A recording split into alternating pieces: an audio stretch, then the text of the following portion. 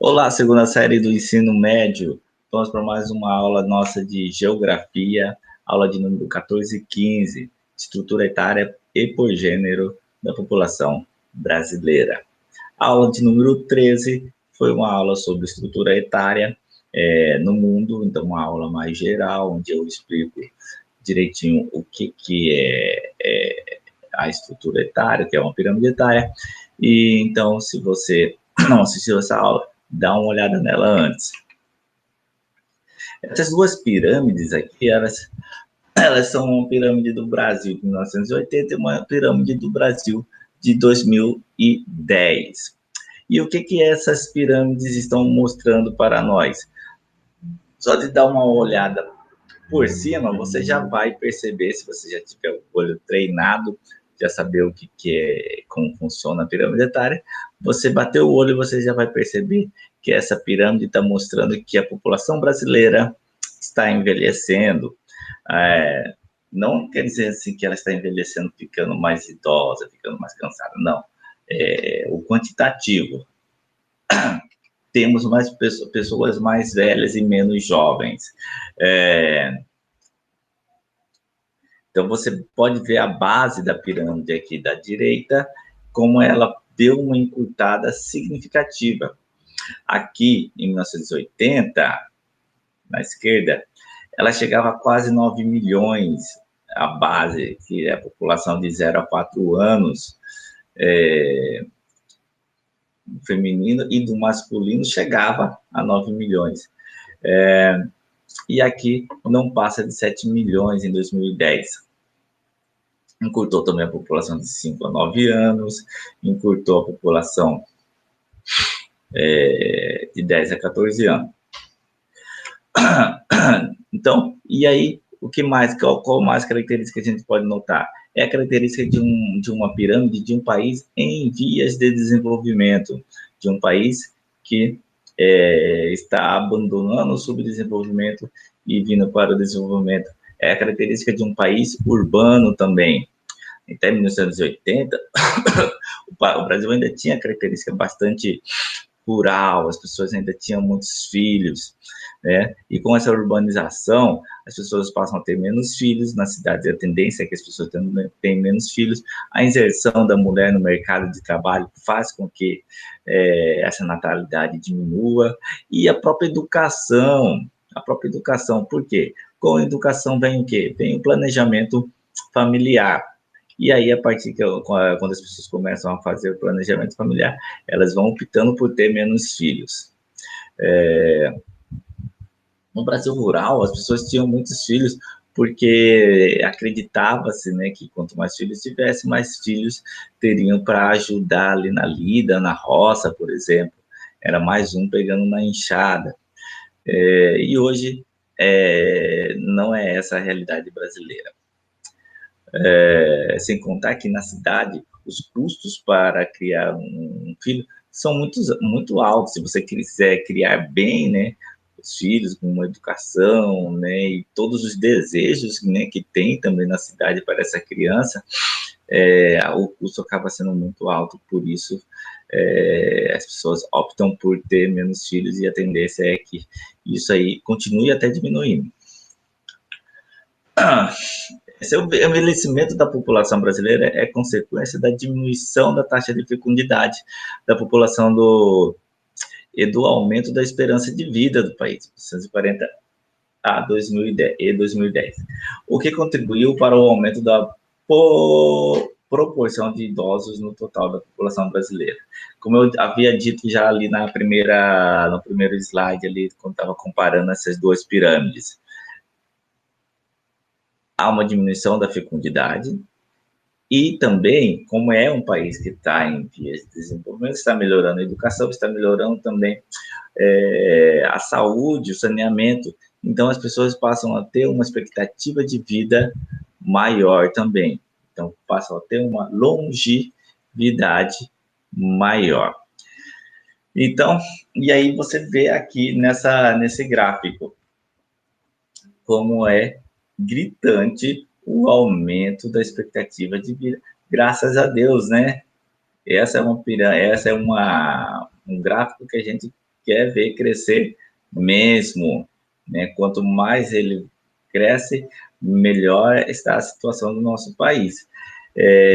Olha, só que até 1940, a expectativa de vida era de 41 anos, né?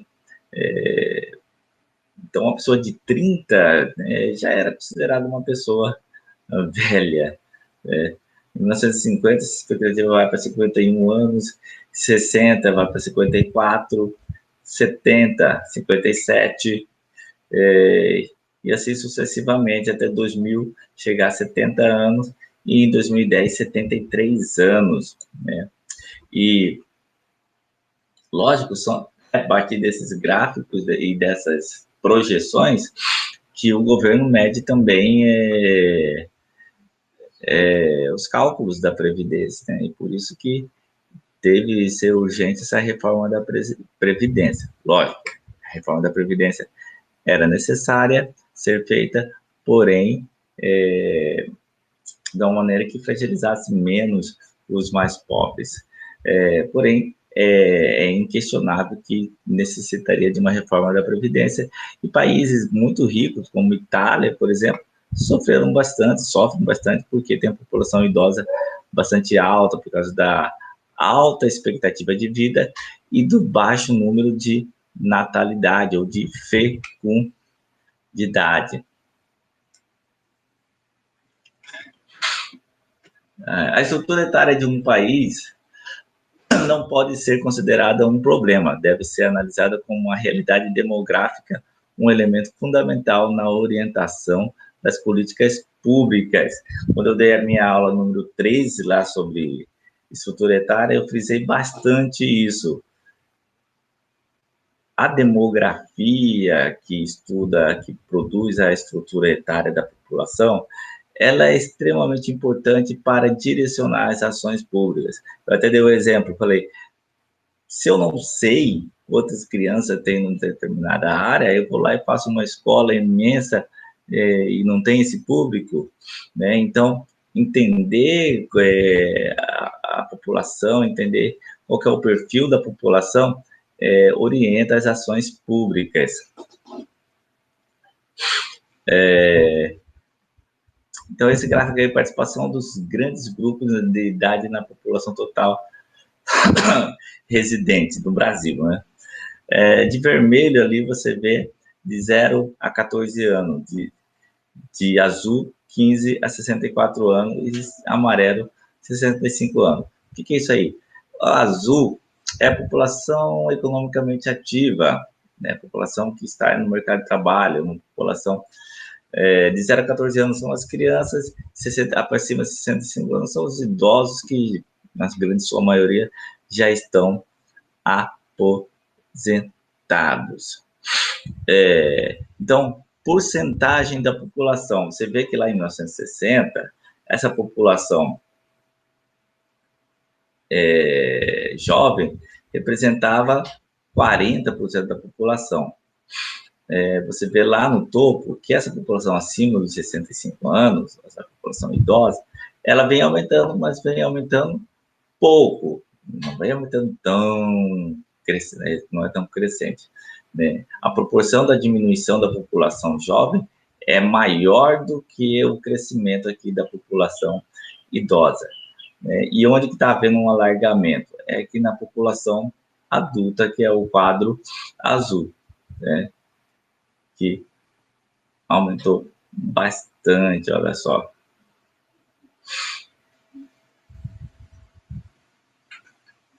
O envelhecimento da população brasileira, observado nas últimas décadas, é apontado por alguns analistas como um problema demográfico para o país, especialmente por conta da elevação dos custos da previdência social, uma vez que, segundo eles, o envelhecimento da população determina obrigatoriamente uma elevação dos gastos públicos desse setor. É o que eu havia dito anteriormente já. Se torna necessária uma reforma da Previdência, precisa ser adequada, não dá para você tinha lá em 1960 uma população uma população, vamos lá, 1940, uma população que chegasse aos 70, vamos colocar aqui. 1970, a população que chegasse às expectativas de vida de 57 anos, né? Ou seja, a grande maioria da população acabava não aposentando. Então, era normal uma pessoa aposentar bem mais jovem. Com essa expectativa de vida, a pessoa se aposentava e vivia ali até menos de 10 anos aposentada. Hoje não, hoje se uma pessoa aposenta com 60, ela vai viver 20, 25 anos aí aposentada. Então, e a pessoa contribui 30, imagina você contribuir por 30 anos e depois viver 30 anos, 35, ou seja, por exemplo, você, se a pessoa aposentar muito jovem, ela pode viver muito mais anos aposentada do que anos que ela contribuiu para a Previdência. Por isso que se fez necessária essa reforma da Previdência em todos os países onde a expectativa de vida vai se transformando. Essa reforma previdenciária é necessária. Lógico, com as ressalvas, né? O cálculo tem que ser feito para não penalizar as pessoas mais pobres. Aquele exemplo, né? Por exemplo, uma pessoa que trabalha num trabalho insalubre, como que ela vai continuar trabalhando depois de 60 anos, por exemplo? Uma pessoa que trabalha de servente de pedreiro, uma pessoa que trabalha num trabalho pesado. Uma pessoa que trabalha no escritório, no computador, ela pode continuar trabalhando. Diferente. Então, tudo isso tem que ser levado em conta, tudo isso tem que ser relativizado, né? Outros analistas, no entanto, defendem que essa elevação relativa nos custos não ocorre por causa demográfica, mas sim por crises de natureza econômica que afetam o país, restringindo a inserção da mão de obra disponível no mercado de trabalho. Né? Qual que é a análise desses outros analistas? Por quê? Quem que paga a previdência, quem que paga a aposentadoria de quem está fora do mercado de trabalho? É aquele que está dentro do mercado de trabalho. Então, é a PEA, né, que é a população economicamente ativa. É ela que vai pagar, né?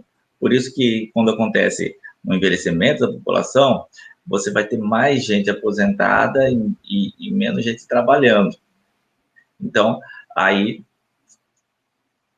você tem uma menor contribuição e um maior gasto. Porém, né, se a gente perceber aqui, olha só, lá no último gráfico de 2010, se você acompanhar, a parte azul, que é a população economicamente ativa, vem crescendo bastante. E a amarela está crescendo, mas não está crescendo na mesma proporção que o azul. Ou seja, né, não está havendo essa diminuição tão drástica como se apregoa da população economicamente ativa e não está havendo esse crescimento fantasmagórico, né, da população idosa com mais de 65 anos. Então, esses analistas, eles veem que essas crises, esses problemas na área da previdência, dos custos, é mais do ponto de vista administrativo, de que o Estado gasta mal os recursos, e também as crises, né, que estão tirando pessoas do mercado de trabalho. Porque aquelas pessoas, elas estão, aquele gráfico, ela mostra pessoas que estão na idade economicamente ativa, mas não quer dizer que elas estão no mercado de trabalho. Elas podem estar desempregadas ou subempregadas. Subemprego é quando a pessoa está na informalidade. Se ela está na informalidade, ela não está contribuindo para a Previdência. Esse é o grande problema. Então, você tem uma população economicamente ativa até relativa, até maior ali, mas, porém, ela não está contribuindo. Se não há contribuição, não há, né? E depois, né, essa pessoa vai ter uma série de problemas lá no final da sua vida, a aposentadoria dela vai ser bem baixinha, às vezes não pode nem ser uma aposentadoria, pode ser apenas um auxílio, né, pela idade avançada. Então, essa é a análise desses outros, que vem que o que tem que ser resolvido é eficiência do Estado para evitar essas crises econômicas. Para esses analistas, a situação atual do Brasil é de relativo equilíbrio nas contas governamentais, relativo, vinculadas ao setor previdenciário, já que, em termos relativos, ao lado de um maior número de pessoas aposentadas, há também um maior número de pessoas trabalhando e, portanto, pagando seus cargos em cargos sociais. É o que eu mostrei naquele gráfico lá, ó. Você não tem uma diminuição tão drástica aqui nesse ponto azul aqui, está aumentando. Então, é relativo. É relativo. Então, não dá para comparar, por exemplo, o Brasil a um país europeu, onde realmente essa população econômica ativa tem diminuído muito e a população idosa tem crescido muito, né? Muito mais do que o Brasil. Então, o Brasil não está tranquilo, né? Mas também não está drástico esse crescimento da população idosa e os gastos com a previdência. Os gráficos ali mostram. Então, qualquer palavra do Brasil é relativo. Então, relativamente baixa. Não é um problema tão grande como se apregou, né? Então, por exemplo, a reforma da Previdência tem que ser feita agora, né? Porque ela pensa nas projeções futuras. Né? Porque a Previdência, se não for feita a reforma, agora ela vai quebrar lá no futuro. Até mesmo porque, quando se faz a reforma, as regras se aplicam a quem entra no sistema a partir de agora. Então, é uma projeção. Mas, atualmente, né, a Previdência ela é bastante relativa. E se tiver problema de falta de caixa, não é por falta de população economicamente ativa, é por falta de população economicamente ativa inserida no sistema. Então, o que deve ser consertado? Fazer com que hajam mais empregos formais, que se estimule a formalidade, ou que essas pessoas que são autônomas se formalizem, né? Passam a pagar aí a previdência de forma espontânea. É isso que tem que ser feito. A atual situação demográfica no Brasil pode ser considerada um bônus demográfico, ou seja, ela deve ser vista como uma oportunidade para melhorar as condições sociais da população, pois viabiliza a realização de investimentos no campo de melhorias nos setores da educação e da saúde. Então, aqui, hoje, de cada 100 brasileiros, 69 estão na idade produtiva. Então, isso aqui é como se fosse um grupo de 100 pessoas. Essas pessoas que estão ali de amarelo são as que estão na idade produtiva. O que é idade produtiva? Acima de 15 anos, abaixo de 65 anos. É o que eu venho frisando lá desde o gráfico anterior. O que é? O bônus demográfico ocorre quando o número de crianças e idosos cai em relação ao de adultos. Ou seja, nós estamos vivendo o momento perfeito, que é o bônus demográfico, que a maior parte da população é a população adulta, a população que está na faixa economicamente ativa. Então, esse cenário aqui, que eu estou frisando para vocês, onde a parte azul é maior, é o bônus demográfico. Aqui em 1960, você pode ver que a população jovem era quase igual à da população adulta, então não existia um bônus demográfico. Aqui sim, em 2010, desde 2000 já era um bônus demográfico, porque a população adulta era bem maior. Com a fatia menor da população dependendo, há mais recursos para investimentos e gastos sociais. Ou seja, seria, dentro dos estudos demográficos, um momento certo de se investir em políticas públicas para melhorar a condição de vida da população. Por quê? Apesar de nós não sermos mais aquela pirâmide lá do começo, lá de 1980, onde a população jovem era bem grande, né, estão tendo achatamento, né, continuamos tendo uma população adulta maior.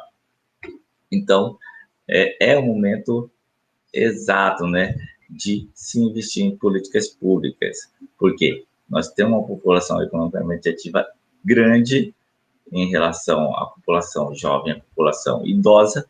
Então, é o que eu venho frisando. Se não está havendo contribuição, não é por questão da estrutura etária, é por questão de ineficiência do governo em inserir essas pessoas dentro desse sistema, né? É isso que tem que ser feito. O percentual da população por faixa etária, segundo a projeção do IBGE. Então, aqui já temos uma projeção futura, né? Temos aqui no começo, então, nos 2000, 2015, 2030, já é uma projeção, 2040 e 2060. Então, o que nós estamos tendo?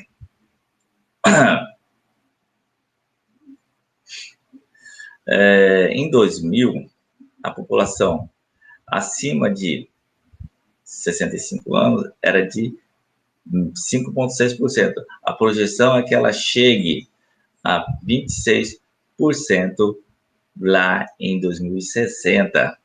A população até 14 anos, que é crianças, ela vem diminuindo, vai chegar lá em 1960 a 12,6%. No ano 2000, não é muito longe, 2000 está agora, está batendo a porta ali,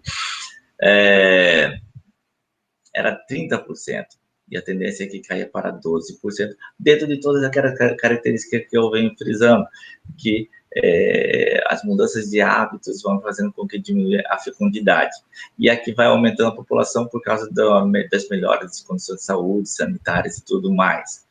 E aqui não há uma mudança significativa, muito significativa, na população adulta, que é entre 15 e 64 anos.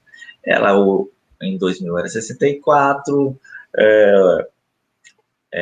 por volta de hoje, ela gira ali em torno de 70% da população, e a tendência é que tenha até uma queda para 60% da população. Ou seja, vai voltar mais ou menos para o que era no ano 2000. Então, o que dá para frisar aqui? Você continua tendo uma população econômica ativa alta. Por quê? Você tem aqui 60%. E aqui 26 mais 12.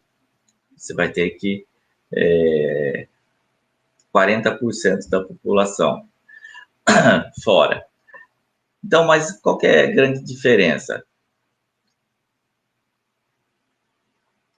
O que faz com que não haja tanta mudança? É porque você que tinha 35% da população fora, né? 5% de idoso, 30% de... E aqui você passa a ter 40%, ou seja, em todos esses anos aqui, de 2000 a 1960, houve uma mudança de 5%. O que houve? Uma migração das pessoas que tinha mais jovens, agora passa a ter mais idosos. Mas a quantidade de pessoas fora da PEA continua sendo ali entre 30 e 35, entre 35 e 40% da população. A população economicamente ativa continua sendo maior, estando ali em torno de 60 a 64%. Mas, lógico, vai haver uma diminuição da população economicamente ativa? Vai sim, de 60 para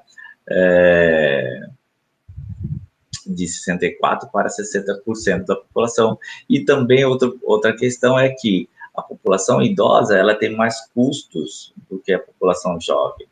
Né? Um jovem adoece menos, o idoso adoece mais.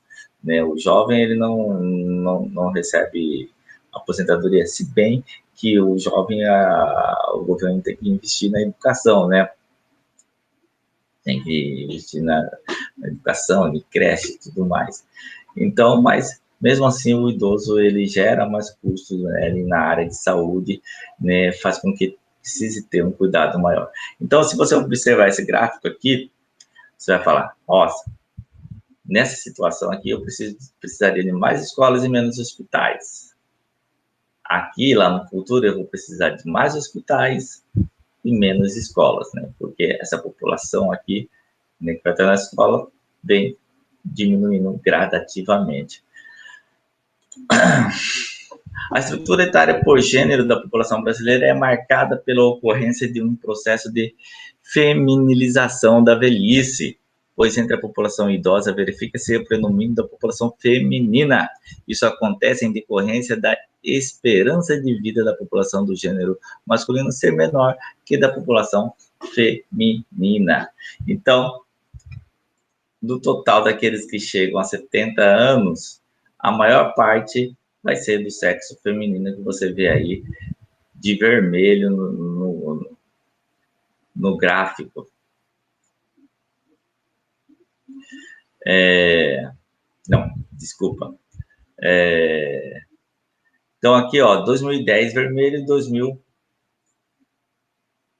2000 azul. Então, as mulheres representam, no ano 2010, 77%, enquanto os homens, 69%. Já lá em 2000, eram 66% e a mulher já era 74%. Por que a população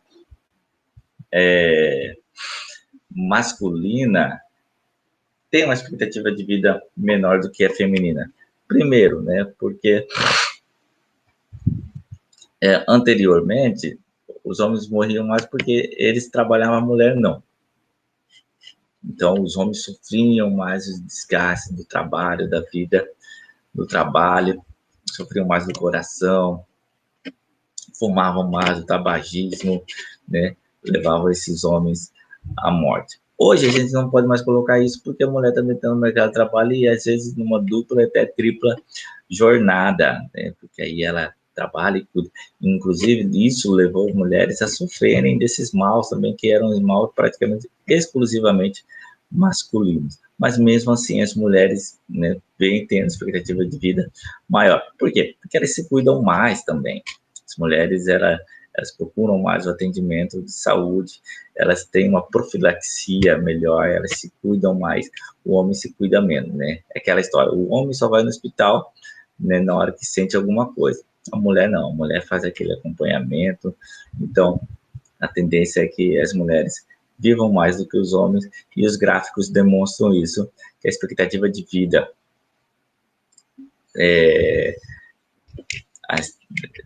no sexo feminino é bem maior do que a do masculino. Né? Já foi maior, né?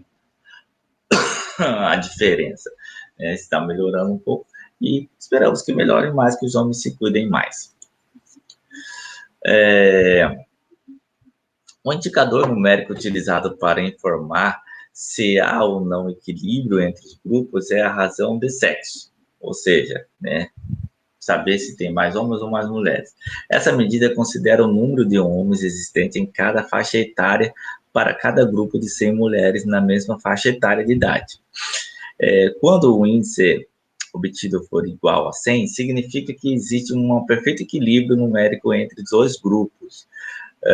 Caso seja maior que 100, haverá o predomínio de homem. Se for menor que 100, haverá o predomínio feminino. Então, essa é a razão.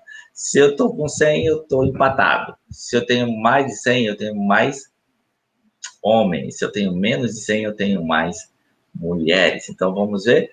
Então, sem olhar, o gráfico do Brasil vai mostrar um número menor que 100, porque nós temos mais mulheres. As mulheres têm expectativa de vida melhor. Porém, a gente tem que ver por faixa etária. Então, se você dá uma olhada nesse gráfico, primeiro olha a primeira linha, que é a do Brasil todo. Então, no total vai ser 94, ou seja, temos mais mulheres no total. Agora, por faixa etária, de 0 a 5 anos, 104, população masculina maior. De 6 a 14, 103, população masculina maior. De 15 a 17, 104, população masculina maior. 18 a 24 anos, aí uma população aí já adulta, mais jovem, já é 100. Ou seja, né, a razão está perfeita, a quantidade de homens e mulheres. Aí, quando vamos envelhecendo, essa razão já vai passando para o lado feminino. De 23, 20, 39 anos já passa a ser 93, né? Então há um predomínio de mulheres e vai diminuindo com o passar dos anos até chegar de 80 anos, está em 67, ou seja, essa razão tendendo a ter muito mais mulheres do que homens. Então, é bem fácil de entender. Acima de 100, maior parte da população masculina. Então, quanto mais jovem a população, maior é o gênero masculino. Quanto mais velha a população, maior o gênero feminino. Por quê? Porque as mulheres têm uma expectativa de vida maior. E essa passagem se dá até bem cedo aqui, ó. De 25 a 39 anos, a idade adulta, já diminui drasticamente a população masculina em relação à população feminina. Isso é bastante assustador. E aí, as outras análises ali por regiões, você vai vendo que todas vão acompanhando do norte.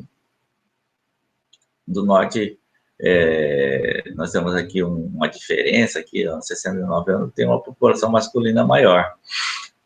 Mas são exceções que vão aparecer. Então, quando você pega do Brasil, você vai ter essa tendência. Essa aula termina por aqui, foram duas aulas, aula número 14 e 15. Espero que tenham compreendido, espero que façam o exercício. Qualquer dúvida, deem mais olhadas ali na aula número 13, que fala sobre estrutura etária. E lembre-se da importância, né, de se estudar a estrutura etária de uma população, né? Tanto saber a idade dessa população, saber o sexo dessa população, o gênero, para ter melhores ações públicas. Então, a gente viu nessa aula a importância de entender essa estrutura para saber as questões da Previdência. Hoje, através dos gráficos, nós entendemos que essa coisa toda aí da Previdência não é verdade, que pela estrutura etária o Brasil está num momento bom de investimento, está vivendo um bônus demográfico, porque a população da PEA, da população economicamente ativa, é maior. Então, né, a gente tem que entender que o momento é bom, né? O que precisa ter é um governo eficiente. Não adianta ter um cenário bom com um governo ruim, né? Se você tem um cenário bom, mas o governo é ruim, os problemas vão continuar ocorrendo da mesma forma. Então, pelos gráficos, pelo que mostra os estudos etários, demográficos, né, o Brasil está vivendo o bônus demográfico. Sua população está ali naquele momento perfeito, onde a população economicamente ativa é maior. Então, vamos orar para que o Brasil consiga ter bons governos, né, para que quando a gente chegue lá na pirâmide do país desenvolvido, onde a população idosa vai ser bem maior, né, quando a gente chegar a 25% da população idosa, a gente tenha toda a estrutura para atender essa população idosa lá no futuro, lá em 2060, né? Tenha toda a estrutura para cuidar dessas pessoas no futuro. É isso, muito obrigado, continue estudando, continue respondendo o Kahoot. Eu vou colocar na descrição do vídeo um link para tirar as dúvidas e, né, testar os seus conhecimentos sobre o assunto. No mais, muito obrigado, cuide-se bem